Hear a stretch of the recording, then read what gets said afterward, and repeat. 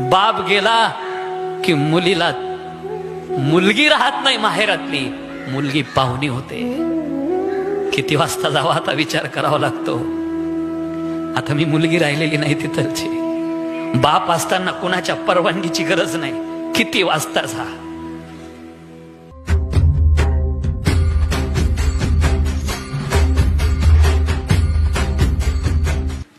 ज्या वेळेला बाप असतो त्यावेळेस फारसं महत्व कळालं नाही कोणालाच, कळतही नाही. ज्या दिवशी बाप जातो का मग माणसाला बापाचं महत्व कळतं, मग जागा कळते बापाची. बाप किती कामाचा असतो ते. बाप पडद्याआडचा कलाकार असतो, बाप पाठीचा कणा असतो, बाप डोक्यावरची छत्री असतो, बाप घराचा पाया असतो. आई कळस असते ना, बापही पाया असतो.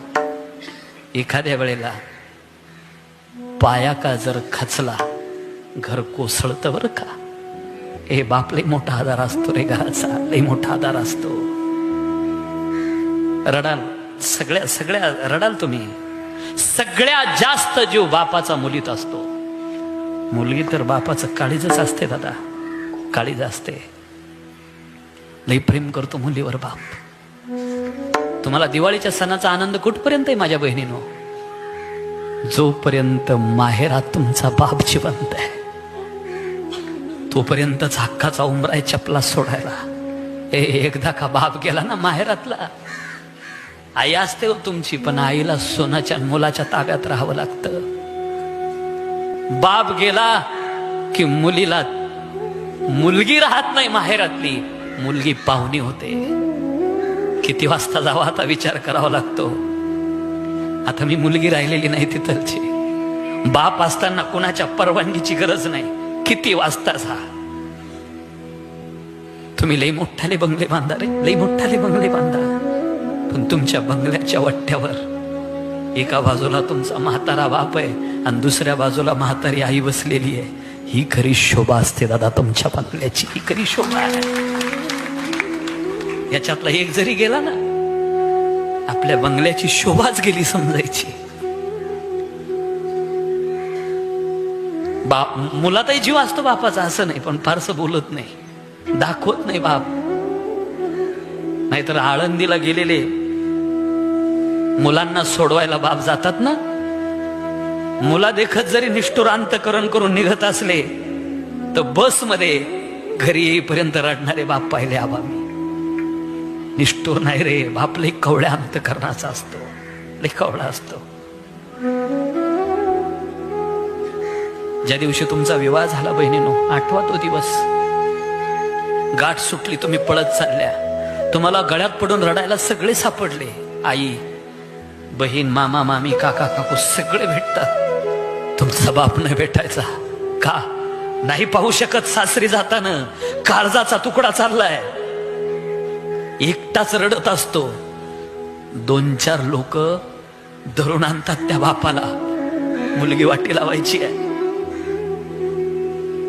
ज्या वेळेला बापाला पाहते ना मुलगी, हळू चालणारी पोर बाप पाहायला का राहत नाही, पळत सुटते, कडाडून मिट्टी मारते बापाच्या गळ्याला.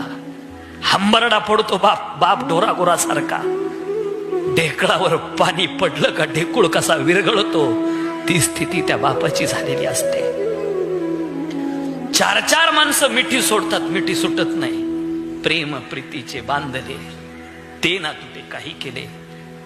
आता जबरदस्ती पोरीला गाडीत बसवतात. इथलचा प्रसंग तर फार कठीण आहे. प्रत्येक बापाच्या जीवनात हा प्रसंग आहे. आता ज्या वेळेला मुलगी गाडीत बसते, हळूहळू गाडी सुरू होते, बाप गाडीला थाप मारतो. काय आठवलं कुणास ठाव. ड्रायव्हर काच खाली करतो काचा. आज मुलीच्या बाजूने नाहीये, तुमच्या बाजूने नाहीये तुमचा बाप. आज त्याला बाजू बदलावा लागते, जावयाच्या बाजूने जातो. कधी झुकलेला नाही बहिणीनो तुमचा बाप, कधी कुणापुढे हात जोडलेले नाही त्यानं, पण आज आपल्या मुली करता असा वाकून जावया पुढे हात जोडतो आणि काय सांगतो ऐका ना.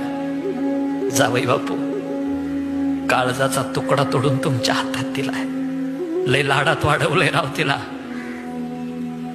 जर एखादी चूक झाली ना, तिची नाही बरं का, तिच्या बापाची समजत जायची आणि तिचा गुन्हा पदरात घेत जायचा.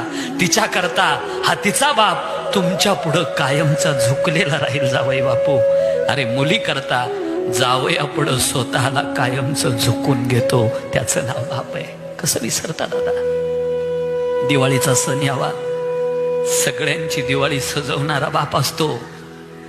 कधीतरी त्या बापाकडे पहा, म्हातारीला लुगडं आणील, सोनाला साडी घेईल, नातवांना कपडे घेईल, पण दिवाळीच्या दिवशी सुद्धा फाटक्या कपड्याचा राहील ना, त्याचं नाव बाप आहे. म्हणून विनंती करून चाललो आपल्याला, सेवा करायची नाही म्हातारपणात बापाची नका करू. फक्त टाकून नाही बोलायचं आपल्या म्हाताऱ्या बापाला. तुम्ही एक वाकडा शब्द बोलता ना राजा हो, जसा पहारीनं घाव घ्यावा तसा काळजात घाव पडतो म्हाताऱ्या माणसाच्या. 10 वर्ष जगणारा बाप 5च वर्षात जाईल. सांभाळा, सेवा नका करू, पण टाकून बोलू नका. एखाद्या वेळेला सून जर बोलली ना, जाऊ द्या परक्या घरातून आलेली आहे, पण पोटचा पोरगा बोलतो ना, सहन होत नाही बरं का. रात्रीची वेळ आहे, म्हाताऱ्या बापानं जर जवळपास घाण केली, सांभाळा ना माझ्या दादानो. अरे आपण नाही का घाण करत होतो, सांभाळलंय ना आपल्या करता. त्यांनी बडबड करतोय, पण तुमचा बाप आहे, तो येण्यासारखा करू द्या, पण तुमचा बाप आहे असा विसर पडू देऊ नका. थोडं पुढं जाऊन बोलतो, आमच्या 5 पोर बाबांचं एक वाक्य आहे, आई बापाची इतकी सेवा करावी, इतकी सेवा करावी, ते जर म्हातारे झाले ना, घरात सून असेल, मुलगा असेल, मुलगी असेल, तर आपले दोन्ही हात असे सरळ पुढं करावे आणि आई बापाचा थुंका आपल्या तळ हातावर झेलावा, तळ हातावर झेलावा. इतकी जर सेवा केली ना, मरेपर्यंत, शेवटच्या श्वासापर्यंत जगात कुणापुढं असा हात पसरवण्याची वेळ जीवनात कधीच येणार नाही. ही आई बापाच्या सेवेची ताकद आहे. माय बापे केवळ कासी, तेने नव जावे तीर्थाशी, सगळं तीर्थाची धुरे जे का माता पितरे. मी विनंती करेल देवा पांडुरंगा परमात्म्या, आमच्या अशोक बाबांना परत याच गायकवाड कुळामध्ये जन्माला घाल. साधू संताची, समाजाची सेवा त्यांच्या हातून घडावी. ज्ञानेश्वर ज्ञानराज माऊली सारा